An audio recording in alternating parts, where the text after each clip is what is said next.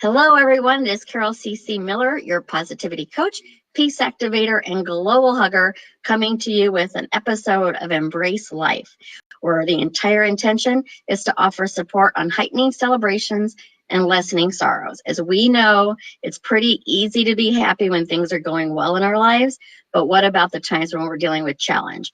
And I know the holiday season is very challenging for many people, and it has been for me in the past as well. So my guest today is somebody I adore. I don't know, Melissa, how long we've known each other? A few years now. Gosh, at least I would say somewhere between 5 and 8, somewhere around there. So many interactions and encounters. It's probably exactly. Even So Melissa Corter, I'm going to let her explain all of her amazing talents, but she is truly a good friend and somebody that I turn to when I need to get some new insight on things. So Melissa, thank you for joining me today. And we're going to be talking about how to move through the holiday blues. So Melissa, share who you are. Well, thank you so much, first of all, Carol, for having me. It's such a joy and an honor. I just align so much with the work that you do in the world, focusing on the positive aspects and being able to move through experiences with as much grace as possible. And you do a beautiful job of reminding people how deeply they're loved. So thank you for having me here. So my name is Melissa Corter, and I am a best-selling author. I'm a certified hypnotherapist. I help mentor and coach people using intuitive guidance and some practical tools and bringing it all together so that they can really tune in to their innate gifts and learn how to shine those out into the world in various ways. So I'm just really grateful to be here and to talk about this subject because it's a challenge for a lot of people, especially when you're surrounded by so much what seems like joy and connection and love and gatherings and all of that. And so it's beautiful that we're here today talking about this. I think that's a perfect point because I often talk about that one size does not fit all. Anything I ever say on my lives, there's going to be a few people that are like, that's not true, because whatever they're going through. So even in the holidays where people are celebrating and getting together with their family, not everybody has a close family, or perhaps their family's too far away and they can't be with them, or they've had a loss in their family. There's so many reasons that one size fits all on having a happy holiday does not fit for everyone. And I also wanted to add, please, if you have any questions, to post them in comments and we'll get to them. And let us know where you're joining us from. I'm 3 hours south of Chicago right now. And Melissa, where are you? I am actually about 2.5 hours north of Phoenix in Sedona, Arizona. I love Sedona. It's a beautiful, beautiful place. So tell me some holiday times for you. Have you always enjoyed the holidays? Has it been times where you've dealt with your own struggles during the holidays? It's so interesting, Carol, because when we decided to do this, we had been chatting via email and we hadn't really had in-depth conversations around it. And I actually had something come up for me around this entire subject that was really eye-opening for the first time in, let's just say over 30 years. I made a huge connection in my own life around the holidays and joy and giving. And basically what had happened is I do a lot of clearing work for people, and I was kind of doing my own because I realized that this time of year, I love it. I really do. I get into the holiday spirit and giving and the shift in the weather and temperature and all of that. But I noticed I had like this underlying feeling of, it was a little bit of stress mixed with almost like this, I wouldn't call it sadness because it wasn't quite sadness, but something around that. And I was always like, what is this? What is this energy? Why am I feeling this way? I'm very blessed. I have beautiful, wonderful, amazing people around me in my life. And I do have things to go do during the holidays and people to be with. And so I would rack my brain like, what is this? Why do I feel this way? And as I started to kind of dive into that, I discovered and kind of re-remembered, I guess you could say, that when I was 11 years old, I lost one of the most incredible people in my life. My grandfather had passed away.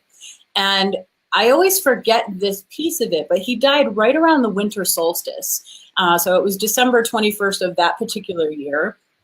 And he was just such a pivotal individual in my life. And for some reason, I had never connected the holiday season, Christmas, winter, with his loss. And my family dynamic completely shifted after he passed on. And what I noticed is like the connection and the sense of love and joy, those things were there, but they were impacted. And so fast forward all these years later, I was like, what is this feeling, this grief, this sadness? And I realized there was a part of me that hadn't learned how to fully, first of all, process that loss, but also to find a way to honor him, to bring the spirit of who he was in my life into the season so that I could still experience joy without grief or even guilt around it. So that just happened for me over the last, well, I would say right around Thanksgiving, I made that connection. So it's interesting you asked that, because that's something I just discovered for myself, and how loss was a part of why I wasn't allowing myself to feel joy and peace and connection. And as you know, because he's still there enjoying every single holiday with you, kind of thing. I also like that you pointed out guilt, because I think some people can have everything seemingly good in their lives, yet they are sad around the holidays and they feel guilty for not being able to embrace the holidays because they don't have a quote unquote legitimate reason for. But there's, as you said, yours was from a past memory that just came up, kind of thing. So there's multitude of reasons why the holidays can be a challenge for someone. Yeah. So do you have some suggestions for people, or something that what you do as far as working your way through that? Yeah. So the first thing is, which I think is kind of a challenge for a lot of us, is to feel it. I had to actually, and I'm still honestly, to be honest, I'm still a little bit in that part of the process of feeling into that sadness, to honor it instead of trying to get rid of it, to make it go away, to fix it.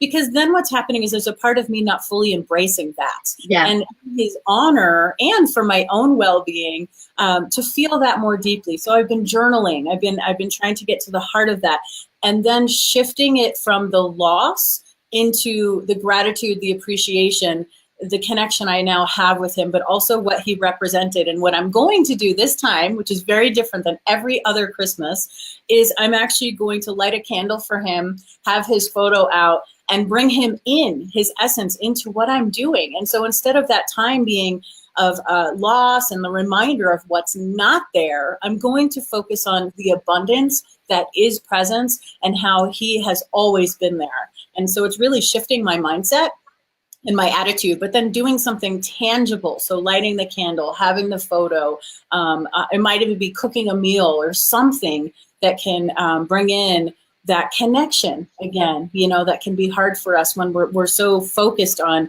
what isn't there sometimes, and we can forget to look at what is and turn it into a blessing on some level. I think that's a great example, because even outside of dealing with the grief or the challenges of the holidays, we tend to focus on what's in front of us. So if we're going through a hard time, we're having a hard time, rather than focusing on what we want.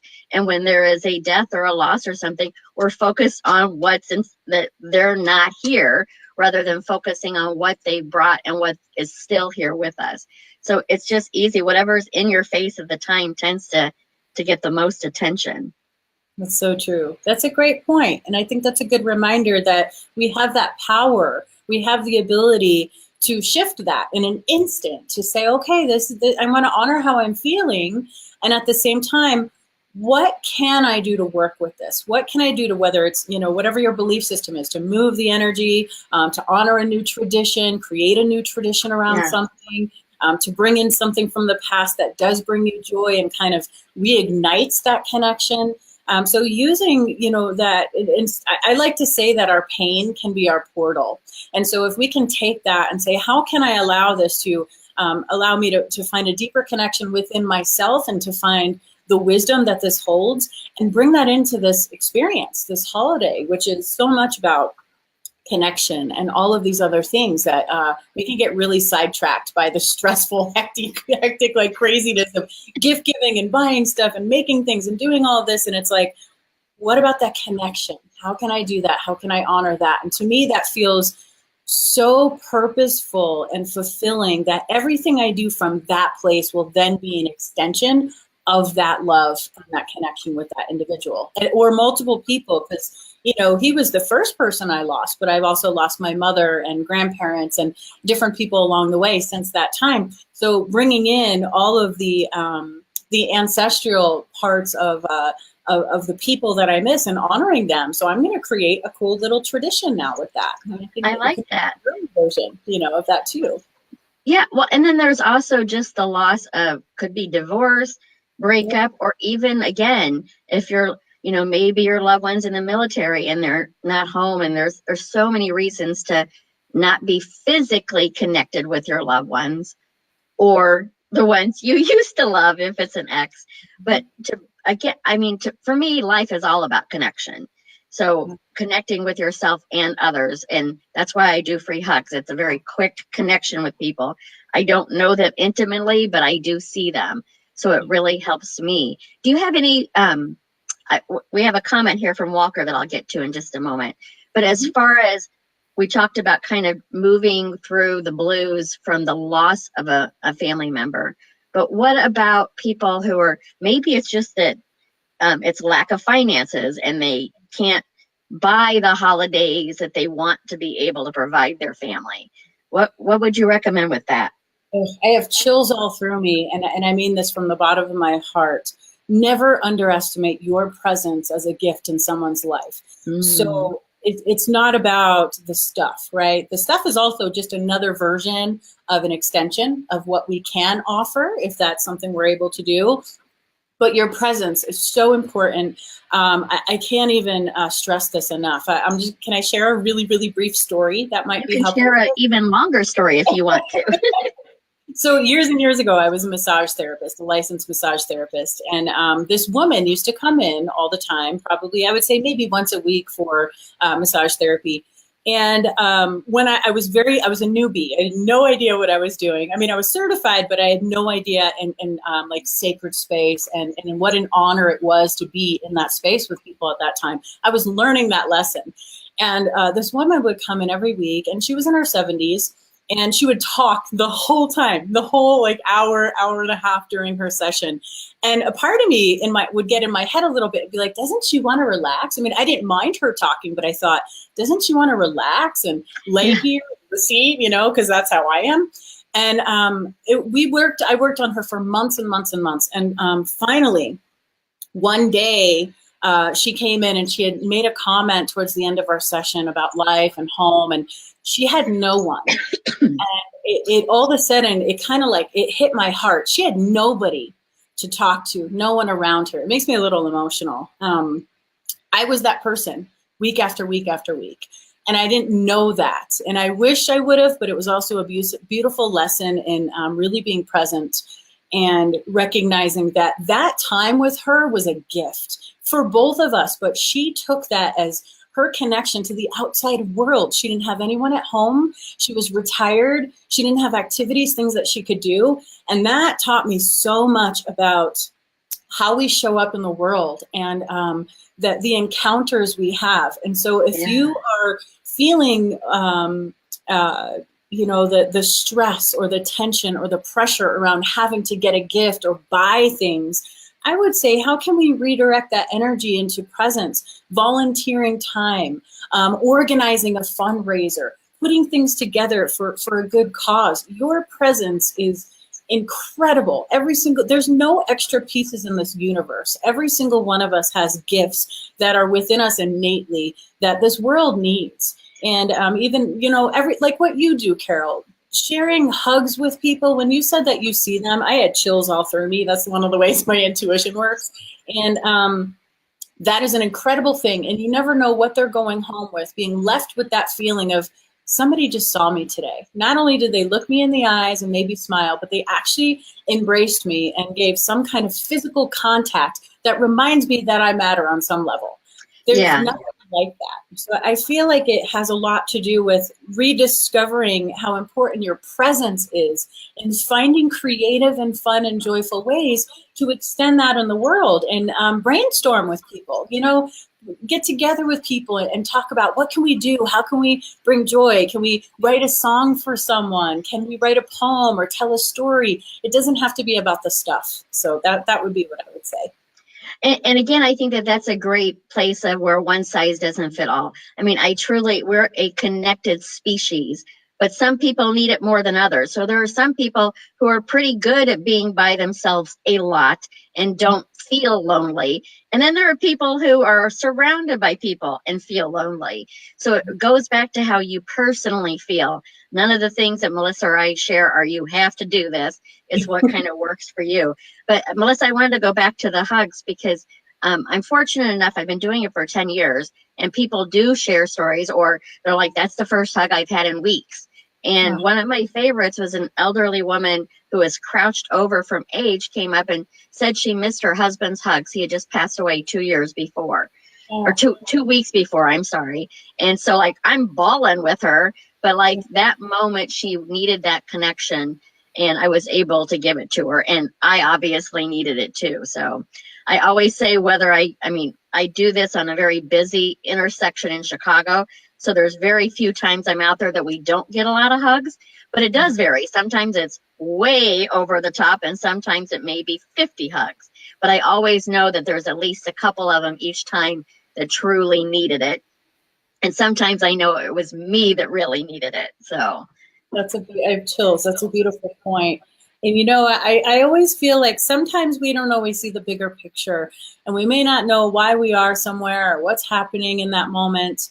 And it's just so important for us to stay open to that process, because if we can really tune into that energy, whatever that is for each of us, our higher self or knowing or whatever, we'll be guided to the right place at the right moment. And it still comes back to that idea of just presence, being present, being open to that experience. What I wonder, I would be curious to ask you, when you do those, do you ever notice moments in time where it takes almost one or two people to kind of go and do the hug before others see that, and all of a sudden absolutely. go, okay? Because Absolutely. I feel like there's something about one person, and we can be this person, right? In our families, in our groups, and whatever we're connected to, we can be that one person that decides to do the thing that others are kind of waiting and looking to see. Because on some level, some of us feel like we might need permission to go ahead and to do that. So creating those new traditions, being able to bring in joy and love and connection. You might be the person in your life that's setting up something new and different, where everybody else is going, oh my gosh, what a relief. I didn't want to do things that way anymore either, right? Yeah. Or I had no idea this new possibility would be something that could bring so much joy into my family. So I think that's like a beautiful metaphor too of I just saw that in my head as you were talking, of you starting this and working with people, and I could almost feel like there's people that are probably uncertain, like, I don't know if I want to hug a stranger, I don't know if that's okay or acceptable, and they're challenging all of these things, which I think a lot of us are doing too. It's challenging our beliefs around the holidays and what they can mean for us. Yeah, and it tends to be the holidays we do get more hugs. I think people are a little bit more open to it then as well. But it's so interesting to me because people are so judgmental on things, and so they judge hugs. So it's like, well, that person barely touched you. That's not a hug. And then the next one gives you a bear hug. For me, I mean, all of them are good. But for me, the bear hug is somebody who's comfortable in their own skin. And so I almost appreciate the ones who barely touch me even more, because I know that they really had to go outside of their comfort zone in order to even do that. So it took a lot of courage on their end. And I was not a hugger before I started. I mean, I'd hug my family, but I certainly wasn't an outward hugger. So I know it takes courage to do that. And I also wanted to mention, when you had said knowing that you're in the right place, I had an experience just this year leaving one of the events that we worked at together. It should have been a 4-hour flight back to Chicago for me, and it ended up being a 24-hour crazy travel experience, which I mean, I've been doing this work for a long time. So even though I was frustrated, I was working on what am I grateful for in the experience. And about 1 o'clock or 2 o'clock in the morning, sitting at the airport that is completely closed down, and there's maybe 50 of us in the area, this woman started talking to me, who was just leaving an abusive relationship, moving back to her family, and was having a really hard time because she had to leave her dog behind. And so I was able to, I mean, I didn't try to coach her, which I used to go into fix it mode right away, but I was just witness to her and was able to let her talk and share her experience. So that made me realize that that's why I was delayed by so much, because I needed to be there for her. I love that. I love that. That's so important, because I think with the holiday, if we think of like all of the extra the stress or the pressure, or even if we love this time, but we can have this feeling of like, I got to get this done. I got to do this. I got to do that. And the endless to-do stuff. We can easily lose what you just shared is, I like to say, where am I meant to go? What am I meant to do? How am I meant to serve or show up? And sometimes it's crystal clear, and other times it's like, what am I doing here? But it always works out. And if we can stay open to that, that's a beautiful thing. That's a beautiful thing. And I think I love the twinkle lights. That's probably my favorite. Besides getting together with people and the connection, I just love the twinkle lights and stuff. But I do think it can be so stressful with the expectation of giving gifts. Now, I love to give gifts, but I like to give gifts to people like I actually know they want it, rather than, oh, I need to buy for X, Y, and Z, so let's find something for them. And then there's always people who you don't think about that give you a gift, and then you feel that you have to give them a gift. And it really is. I love that you talked about the importance of your own presence being that gift. The work you and I do, I'll speak for myself, but I'm pretty sure you would agree, we're pretty lucky that we get to hear from people on how we've impacted them. But I can guarantee you, when I'm on the street and see somebody who's really happy or just smiling, they have no idea that they've impacted me. So I promise you, by your presence and in your own presence for yourself and for your family, friends, and just people on the street, you have impacted people. You may not get the pleasure of hearing about it, but you have had an impact on people. Absolutely. That is probably one of the biggest lessons that I've learned in doing the work that I do. I attended this retreat a couple of years ago, and there was a woman sharing an experience. And, I'm not going to go into the personal part of it, but there's a very important lesson. And she had mentioned that there was a neighbor of hers that always gave her a gift, whether it was cookies or, did all these things for her, always giving her gifts. And part of my work is I use my intuition. And so sometimes I see things, I sense things, I feel things. And it was really interesting because as I was just listening to her tell the story, I had a hit, and I asked her, and I was like, when you see your neighbor, this woman, do you drive by every day and you wave to her? And she's like, I do. And I got really emotional, and it came over me that is why the neighbor wanted to do something for her, because every day this woman would wave to her and say hello. And that was her gift. Yeah, just wanted to do something to say thank you. That means so much to me. But we can get really focused on the physical, the tangible gift itself versus, well, maybe I am already doing something here that's bringing some light or love or joy into this person's life. Or maybe I can find a different way to exchange that shares that without something physical. This is also a cool opportunity to try to do something different when it comes to the holidays. My husband and I actually did this a couple of years ago. Actually, it was so much fun. We did it 2 years in a row. We had to make each other our gifts. And so we had a budget. We weren't allowed to go over a certain dollar amount. We had to make ourselves or make each other gifts. And I'll tell you, the 2 years that we did that, they're like the most meaningful gifts. One of them was, I love feathers. And so my husband and my son found a whole bunch of nails. They took nails and they took a piece of wood and they did an outline of a feather. And then they just took string and they went through and connected the string, and it made this beautiful design. And they did the same thing with a bigger board with a giant moon on it. And they're like my most favorite gifts. And it took them some time. But even in my mind, I could see them like laughing around and messing with each other, creating it, right? And all of that. So much joy. Then like a $500 thing or something that had perceived value, I guess you could say. But creating something, it can really change how you see the whole entire experience. Yeah. It's about creating those memories. Yeah. Yeah. Absolutely. So Janice, our friend Janice says, hello. Hello, Janice. Hi, and Janice. Walker, I hope I'm saying your last name correctly. Marshall says, I'm single alone for the holidays, so I find joy during the holidays by decorating my house with Christmas decor, doing major giving, Operation St. Nick for local women's shelter. Oh, that's so nice. And watching Harry Potter DVDs every day. Also, I'm having a fire ceremony on the solstice to really connect with the energy. That's beautiful, Walker. And Amber is sharing some hearts with us, Amber Marie Anderson. Awesome. Yeah. So what other kinds of things can you think of to help people? And again, there's so many people who are celebrating the holidays. One thing that I would like to add is if you're having a hard time through the holidays, that's okay too. You don't have to be happy and joyful all the time. I think sometimes we expect that almost makes our sadness or loneliness even worse because we're trying to be happy all the time. It's okay to honor those feelings, and maybe this time of year is not your best time, and you can I like to when well, I really like to have something to look forward to anyway. So maybe it's planning something fun that you like to do in the spring, or another thing too, and not necessarily focus on this time of year.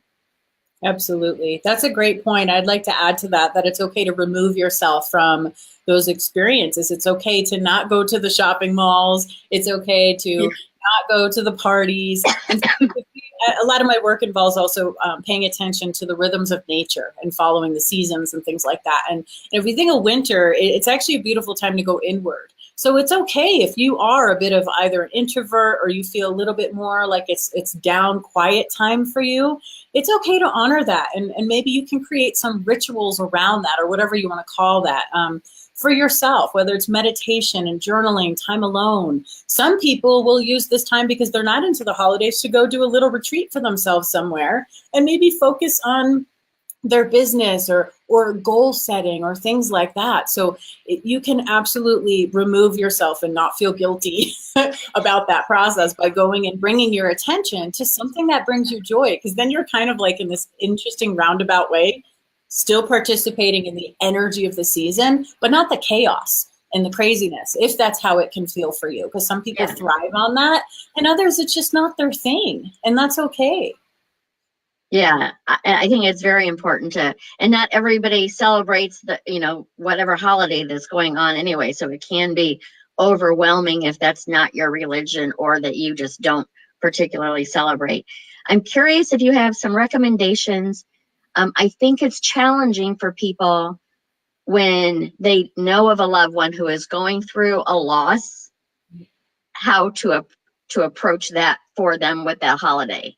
Do you have any recommendations? Because I think people tend to stay away from because they don't want to say the wrong thing, kind of, or whatever. So that's such a great point, and it's I honestly feel like it's going to be situation by situation too. Yeah, To kind of approach it in that way. Remember that your presence is important.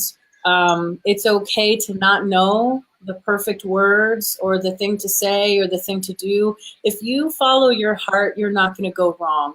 In fact, you'll be guided. You'll be guided. And I think one of the best things that we can do is not make it about us. I just read a beautiful article not long ago, maybe a couple weeks ago. It was about how we mean well. It's just that we get uncomfortable and we don't know what to say or do. And so we might say something like, let's say somebody's going through a loss or has lost someone very recently. We might say something like, oh, too, I remember also when my mother passed or whatever. Yeah. And we're trying to relate and to connect. But honestly, I really feel like after having read this article, one of the beautiful things that we can do is put us on the side a little bit and just say, how can I support you today? Not in general, big picture all the time. How can I support you today? And know that sometimes some people are very uncomfortable asking, while other people have no problem. We just lost our stepmother in September, at the end of September, early October. And she had been battling cancer for many years. And I learned this lesson with my father, because I had all these thoughts and fears and worries. Oh my God, how's he going to be? The holidays are coming up. This is going on. And I kept like almost bugging him at first, like, because I'm at a distance. He's on the East Coast. I'm here. Dad, what can I do? What can I do? I'm okay. I'm all right. But if I need something, I'll ask you. And I had to trust that if he needed something, he would ask. And so then it turned into, how can I release my discomfort and just have a conversation? And if it turns to talking about her, that's okay. And if it turns to what he's talking about something unrelated, that's okay. I feel like it's just so important to learn how to be present without an agenda, and to know that I don't want to say like the intention might be to serve, right? To be there, to be a form of support, but not have an agenda. See where they want to go. not making any assumptions that they're struggling or they're not struggling. Right. It's hard because really it's a matter of like really listening and paying attention. But I think just showing up is probably 90% of it.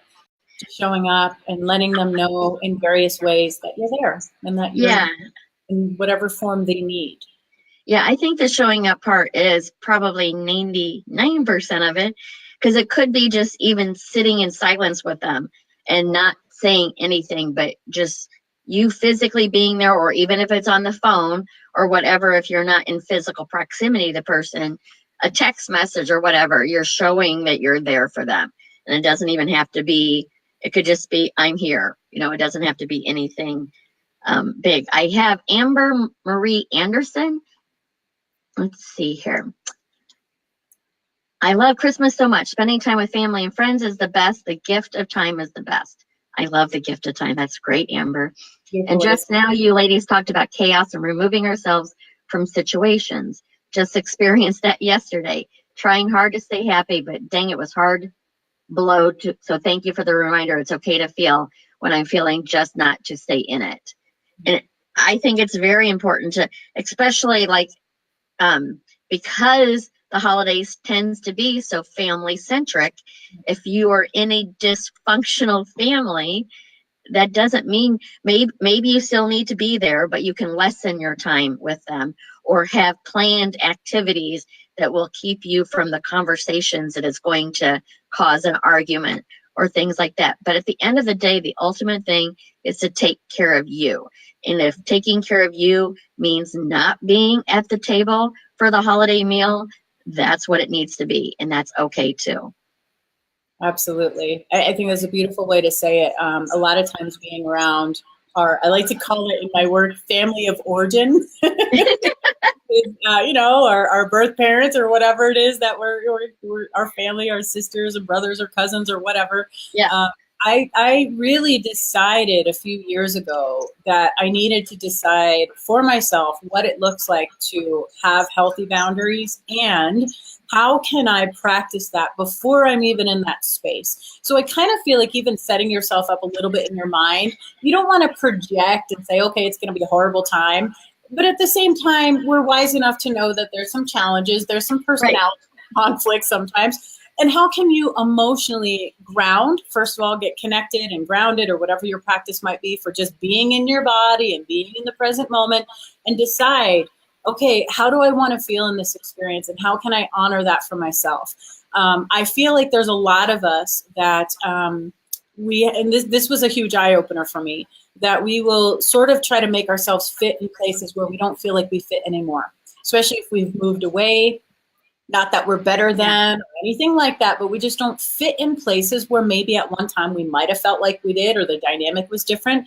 And so we tend to want to almost dim our light a little bit or shift our vibration or frequency, depending on what you believe in and all of that, in order to fit somewhere. And so I caught myself having very unhealthy behaviors with my family. Now, I'm going to be very clear. They didn't do anything. It was my response to how I felt because I didn't feel like I had anything to contribute to the conversation.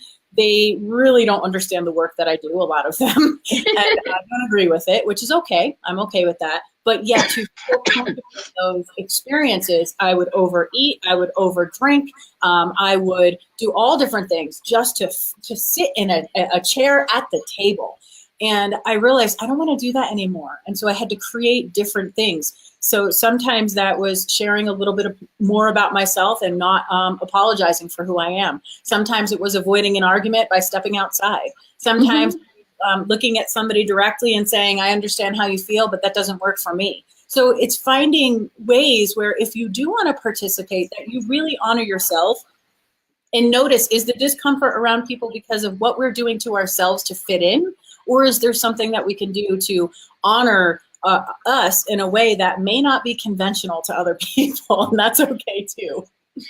And I think that's a perfect way to do it because, I mean, a lot of the work I do is around kindness. And so many people seem to associate kindness with being a doormat. And I'm like, you can absolutely be kind and say no. You can absolutely be kind and disagree with somebody. And I don't like using the word argue, but to banter your points back and forth and still be kind with being respectful for yourself and the other person.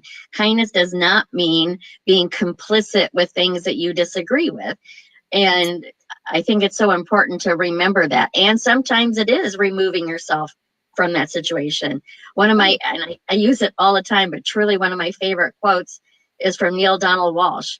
It's, I love you, but if you continue this behavior, I'm leaving the room. I love you, but if you continue this behavior, I'm leaving the house. I love you, but if you continue this behavior, I'm leaving your life. So I can love everyone, and then I choose who I participate with. And some people, I have a few people in my life that, I mean, because I still believe in energetically connections, but I can love them because they're not part of my life. If we were in a relationship together, we would be arguing, or I would be feeling like they didn't care, or, you know, whatever the dynamic was that led us to not sharing each other's lives anymore. So, but I still love them. But if they were in my daily life, I might not like them very much. I completely relate to that. This is such a good thing to talk about too, especially because a lot of the work that we do, we're in a lot of spiritual circles and things like that. And sometimes I feel like there's this thing where that happens where we go, okay, everything is a mirror, right? Everybody is a mirror to us for all the things we can work on and all the unhealed parts of ourselves. And yes, yes, yes. And sometimes people are drawn to us because we have figured something out. We have worked through something. We have accomplished something. We have stepped into our light. And it's not that we go and say that to them, but right. To know that there's going to be moments where people are also drawn to us because they're still a work in progress in that area. And so it's not always that because somebody's showing up that we are doing something wrong or attracting it because of we have something to fix or figure out. Sometimes it's an opportunity to be like, wow, I was able to hold my boundaries and say no and walk away. And I've never been able to do that before, but not necessarily, oh my gosh, I've got to figure this out because they're showing up this way. And what does that mean? And blah, blah, blah. I feel like discernment, you know, of recognizing that sometimes some chaotic stuff is going on within us. And sometimes we are present to that. And other times people are learning that about themselves, and we can have that kindness, but also choose to not be a target of that. I like to say, I can see your soul and I can see your gifts and I can love your spirit, but I will not disregard the way that your humanness is showing up in my life right now. Yeah. That helped me tremendously because I feel like a lot of us can see the good in people, as we should. And we've got to be aware of how people are showing up in their humanness, and to be honest about that with ourselves and how we feel about it, and come at it from that angle and find a way to still have kindness and grace if it's possible in that experience. Yeah, and sometimes that kindness and grace is removing yourself, but that's been a huge lesson for me, both in romantic relationships and just relationships in general, is I either A, see the potential in the person, or see their higher goodness and disregard how they're showing up. And the showing up is not treating me well for, you know, whatever. And it's just like, oh, they're growing through something or whatever, because I'm paying attention to the person I know they could be, not who they're showing up as. And that's not helpful for that person either. And it's certainly not helpful for me. So that's been a big lesson for me in the last couple of years. Even though I've been doing this work for a long time, that lesson has taken possibly the longest for me to learn, is to discern, to love people for who they are rather than love them for who I want them to be. Amen. I'm right there with you. I am right there with you. It's been, and I think this is perfect for this discussion too, because all of these experiences can feel amplified because it is the holidays and sometimes what that represents, and getting together with family and you know, if we're not, for those of us that do get into those family dynamics, it can feel like, oh my gosh, I feel like I just stepped back into being 7 years old when I got around my family. There's a lot of that. So there's the anticipation and all that stuff around it. But deciding what you need and how to take care of yourself in that, and to be kind, I think, are things that we're all learning how to do. And something, yeah, and something you had mentioned earlier, as far as we almost, like if we're going to that family dinner and we know that we're going to see that aunt or uncle that drives us crazy, we've already played in our head the argument we're going to have 3 days from now, rather than playing in our head. Like, one of the things I like to do is say, that went better than expected. So it could still not be the best conversation I've had, but it was an easier conversation than what I expected it to be. So instead of playing, it's like, oh, I'm going to see Aunt such and such tomorrow, or Uncle whatever, or Mom and Dad, whoever it is, it's your challenge in your family, to start like, wow, this is going to be a better experience this time. And maybe it will still be the exact same. You cannot, sadly, we cannot control other people, Melissa. I tried. Trust me. About life. No, I'm just kidding. When we figure that one out, boy. But it really is about pre-paving to have it be a little gentler than before. And as always, if you need to remove yourself from the situation, remove yourself from the situation. That's a beautiful point. That's so true. I like to think of, I think of it as like, let people surprise you, but also don't be surprised by them. You know what I mean? So it's like, let them surprise you in the sense of, I'm going to go into this with an open heart, with an open mind, being grounded, being aware, right? Because there may be patterns and habits and things that have been there for 20 something, 30 something years. So I'm going to go into it to allow them to show up differently. If that's how, you know, if I can let my perspective have that be possible, like, yeah, you know, that's awesome. And at the same time, if they show up as how they always have every other time, I'm not going to be surprised by it, but I'm also not going to let it take me down. It's okay to have an open heart. I feel like what happens is people are like, it's going to be different, it's going to be amazing, and then they feel a sense of disappointment if it hasn't shifted the way they want it to. right. Like, but what if it has, but just not in a discernible way to your eye? But what if there has been just over time, there are shifts and things occurring. So stay open, let people surprise you, but don't be surprised by them. I love that one. And I think, again, if we go into it with our open mind and our open heart, it's going to be different. Again, it may be, like you said, not discernible in the moment because we step back into who we were last year with them. But if we come into the game in a different space, then it has to be a different conversation. It doesn't mean it's going to be the rose colored flowery conversation you were hoping it to be, but it's going to be different because you're showing up in your higher self rather than turning into that 7-year-old who's still mad at somebody. That's so right. It takes work. I would love to say that's an easy one, but it's all about awareness. And when you're aware of your feelings and how you're showing up, then you can change it. If you just step back into who you were at that family table the last time you gathered, then you're not going to be aware and be able to make changes that you want. Amber Marie Anderson just said that you ladies, I just lost it. You ladies just helped releasing some weight from my shoulders. Thank you so much. Amber, thanks for joining us. I'm glad that we were able to help. And Monique is here and she's watching. And I believe, Monique, if I'm right, you're from the Netherlands. I don't recall now. But she usually watches my morning quotes to love by sessions. So that's how I remember her name. Is there anything, I mean, Melissa and I, we kind of could talk probably all day and maybe into tomorrow. I am going to have her back in January and we're going to talk about prosperity. And she has this very cool game that she shares with people to help build their prosperity muscles. I like to say that I focus on positivity muscles. On, you know, it takes practice. If we could go to the gym one day and be buff and strong, we would all do it. But it requires some practice to get whatever it is that we're looking forward to in our lives. Is there anything else you would like to share about getting through the holiday blues? Or yeah, you know, one thing that just came to me, I think is really important, is to not, our minds are really funny. They're beautiful and they can be our worst enemy. So don't buy into the belief that you can't do something to shift the energy of an experience that hasn't been pleasant with you in the past, especially whether it's the holiday, whether it's the family dynamic, whatever it is.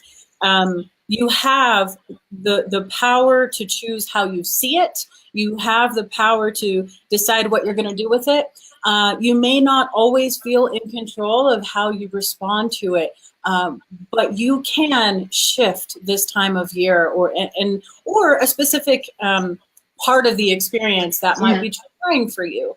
And so our minds like to limit us or have us believe that we are not able or capable. And the truth is, it just takes a decision. It takes a choice to say, you know what, this year I'm going to show up differently for me. I'm going to show up in love. I'm going to show up in light. I'm going to decide what works for me, what doesn't work for me. And I am going to be open to this being something new and different. And let yourself create a scenario that works for you, and just find something to kind of mentally latch onto. So I tell people to reframe things. I'm, certified hypnotherapist, so reframing a situation, trying to find a way to make it have different meaning for you can completely change your life and how you get through this time. And if you are alone and that is not a good thing for you, reach out. There are people who want to spend time with you, believe it or not, even if you don't feel that way. There's a lot of people that can feel very lonely during the holidays. And it can be a time where they feel isolated. And so I kind of feel a little intuitive hit to sort of reach out to those people to let them know, and anybody who might need to hear this, that they're never alone, and you are loved. It's just that when we get into that space, it's easy for us to see lack, not feel the love, to see the love. It's there. It's there. And sometimes we just have to trust before we can see it and feel it. But there are lots and lots of people in this world that would be more than happy to establish a connection with you in some form. So reach out to people. You deserve to be seen. I think that's such a great point. And there's two things from that came up. One I was going to mention earlier, and we talked about something else, but the reach out part, positive focus. I use a website called Meetup, meetup.com, for my calendar in Chicago. And I pay for it because I use the calendar, but it's free to join. And there are, again, it's Chicago, but it is a worldwide website. And if you like knitting, there's a group that you can join and knit with, to go see movies with. There's support groups on depression. There's so many different groups out there that I imagine if you try and you're willing to show up for yourself, there's going to be a group on there that you can go to and try a few of them. You may get there and not care for that group of people and you need another one, but it really is a good resource I have found to meet like-minded people, and just to know that there are people out there that have the similar interests as I do. So that's one thing. And then what also Melissa said that I think is so important is, for the family dynamic and pre-paving that it went better, who do you want to show up as? I want to show up as love. Now, it's so funny because people think that I'm just the kindest person. I promise you, I'm not always kind. I work on it. So, and usually I'm the least kind to myself, or if I'm in a car and somebody cuts me off and then I laugh at myself that I just honked at somebody. I'm like, hello, positive focus. You just honked at somebody. But really, who do you want to be at the table? Do you want to be there giving love? And I am not a Course in Miracles student. I don't know all the work. It's a little bit over my head. But I do love one of them. It's one that I live by is you're in the room to heal the room. So sometimes when it's a discussion that is not to my liking, and it's not even family necessarily, but if I'm in a place and I'm in total disagreement, either sometimes I totally remove myself. Sometimes I will discuss it if I feel like there is an opening to actually have a discussion.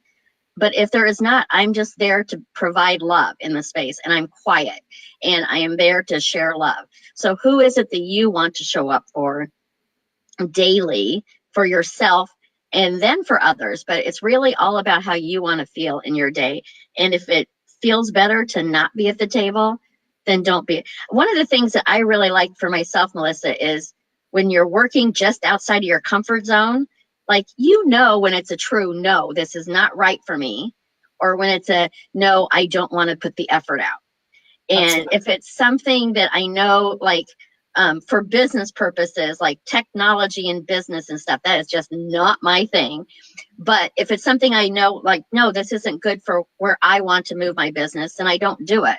But if it's a no, I don't want to spend the time to learn it, but it will be good for me, then I will do it. So you get to decide if the no to be at that dinner table is a true no, or you just don't want to be uncomfortable, but it's better for you to be there. I love that. I love that. That reminds me of one of the things I share with my coaching clients and students is to imagine a rubber band. So the goal is to kind of stretch ourselves, you know, but we don't want to get to the point where we snap. And I don't mean snap on someone else, but more the internal repercussion of that, you know, with every contrast, there's always this or expansion. There's this sense of wanting to contract afterwards when we step into something new or we do something, we put ourselves out there. Yeah. Finding that edge and that place of expansion, but you can only decide what that is for you, like you just said. And being mindful, like, okay, some of us, the snapping point is when we stay too long or we take on somebody else. We don't need to take on the wounding of other people just because they've got their stuff. We can be present, but it doesn't mean we need to absorb their pain. Which is another lifelong lesson that I've been learning. But that might be your edge. That might be that, okay, you know what? My time has come to leave this table now. So I think of it as an internal, like a sense of a rubber band. I want to stretch myself, and yet I'm going to be mindful of my boundaries, my health, my well-being, and what I need in this experience to linger in that area, but to not push it, not to push it beyond what, to a point where we have to recover from the experience in unhealthy ways. If a few days following your gathering or your experience, if you have to recover from that emotionally or mentally, where you're tired, you're burnt out, you're drained, you're angry, you're resentful, that's something to look at. So I think of that too as like the after effect of the holidays. You know, I'll use that kind of as a meter or a guide to help you decide where is my edge in this experience, but to where I'm not also pushing myself, where I have to emotionally or energetically recover from the experience. That can help us sort of gauge what we need to do. I've just come up with another topic that we'll have to cover another time, so we're not on here for 4 hours today. But I think it is important as far as is your energy expanding with the people you're around, or are you getting depleted? And that's going to be different for an introvert from an extrovert and the people you're with. But it really is important to know how you feel in the situation and to really take care of yourself. For me, it's all about being gentle with yourself. If you end up at a holiday function and you lose it and you argue with people, then forgive yourself and be okay. Because the more you sit there and beat yourself up, Melissa, I'm always a big proponent of I don't like the words always and I don't like the words never, because I've done things that I said I would never do in my life. But I do say never beat yourself up. Be gentle, forgive yourself, know it's growing, and look at why you might have lost it, kind of thing. But I do believe that what needs to be said does get said. So maybe for whatever reason that needed to come out that way, and only you get to decide if that's your truth or not. That's right. That's a beautiful way to say that. I love that. Oh my gosh. I feel like I'm going to go back and watch this video and then write down 50 subjects that we can keep chatting on. I was just going to say, can you wrap it up with like 3 things that we talked about? But I think we probably covered about 15 different ways. Okay. Actually, what would you say? Oh, and also you had some sticky notes. Did we cover?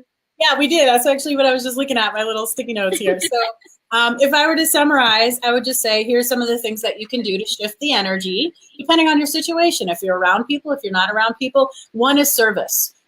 Help yourself to find a way to be in service, whether you're volunteering, whether it's service to yourself and your own needs, service to others. When you extend your presence in a way of service to other people, you are feeding and nurturing yourself just as much as you are them. So service would be number one, which includes volunteering. Can I put a caveat to that one? I do a lot of volunteering in Chicago, and it could very well be different in different locations.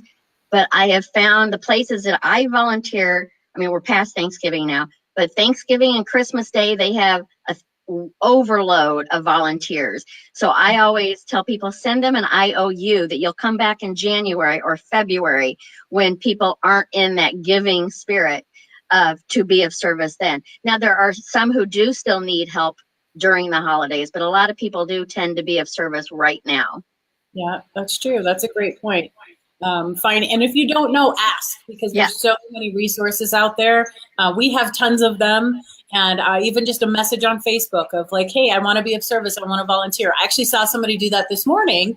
And she's a real estate agent. And she had like 3 or 4 people right away just post links for things or said, hey, email me. I've got some ideas. So put yourself out I would say number 2 would be create a new association in the mind if the holiday season doesn't feel good for you in the sense of old meanings or pain or loss. See if there's a way to create a new tradition or to honor it in a different way. The other thing I would say is, and this is something we did not even cover, but I'm just going to kind of slip it in there. If you're holding on to a lot of pain or resentment, give yourself the gift of forgiveness. And I don't mean that towards necessarily just towards other people, which is obviously a beautiful thing if we can do that and go there and be in that space, but forgiveness of self. Because we tend to judge ourselves very harshly for things. Like you just said, it's never okay to beat yourself up. So maybe during this time, if you want to go inward more with the meditation or doing that thing, going off on your own and kind of evaluating and checking in, give yourself the gift of healing or forgiveness, and whatever that looks like for you, by just being present to what your boundaries are, what your are. Lightening your heart is essentially what it comes down to. I think that's so important, because so many people think forgiveness is for the other person and that it's forgetting. And you can forgive and still remember, but really forgiveness is for yourself. And it really is about, even for me, forgiveness is forgiving myself for allowing that person to have hurt me in the first place or whatever. So it goes back to, why did I give my power over in that situation? And forgiveness really is all about you and not the other person. Absolutely. It's like that whole thing of, I forgive myself for putting too much emphasis on seeing the potential of your soul. And I forgive myself for not recognizing enough of the signs I didn't pay attention to when you're showing up in your humanness. the many signs you shared with me along the route. Thank you. That's right. Thank you. And I promise to do that differently. And, Ho'oponopono. I was a good listener too, but obviously not. Right? Yeah, Ho'oponopono is a beautiful tool to check out for that. Yes. It's a wonderful Hawaiian healing technique where it's about forgiveness, but a lot of different things. So you can look that up, and it'll help with some processes. I would say honor those that you love that are here with you. Honor those that you have lost, and maybe create a tradition or an honoring something, an altar, something that helps to include them if that feels like something that you're missing a connection with. And then the last thing I would say is to release the stress by really focusing on the gratitude within your heart. It comes back to that remembering your presence, and that your presence is valuable, and it's just for you to know. It has nothing to do with others in the sense of expectation. And so if you are fully showing up in your love and your truth in an authentic manner to you, and others can't see or receive that, that's not your problem. That's not for you to fix. That's for you to decide where your energy is needed and what feels good to you. When you're in alignment and that's how you're showing up, that's the best that you can do when it's more than enough. And so looking at ways to engage your heart when you're either feeling lack during this time, feeling the blues, feeling a sense of separation or disconnection or whatever it might be, overwhelm, come back to your heart. Your heart will never, ever steer you wrong. That would probably be the last one I would say. I love those. Thank you. Thank you. And I would just simply add to ask yourself, how do you want to feel?